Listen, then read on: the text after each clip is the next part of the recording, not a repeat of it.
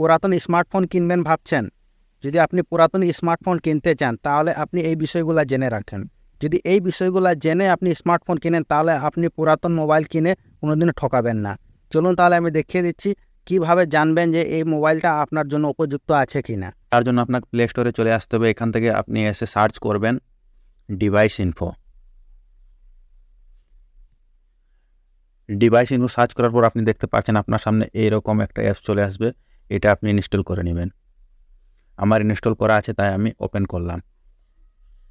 Open করার পর আপনার সামনে এরকম একটা ইন্টারফেস চলে আসবে। এখন এখান থেকে আপনি মোবাইলের সব কিছু অল ডিটেলস আপনি জানতে পারবেন। দেখতে পাচ্ছেন এখানে ডিভাইসে ক্লিক করলে এখানে দেখতে পাচ্ছেন ডিভাইসটা এই পর্যন্ত কত বছর আগে তৈরি করা হয়েছে সব কিছু আপনি দেখতে পারবেন এখান থেকে। মডেল কত আছে, কোন দেশে তৈরি করা আছে, A to Z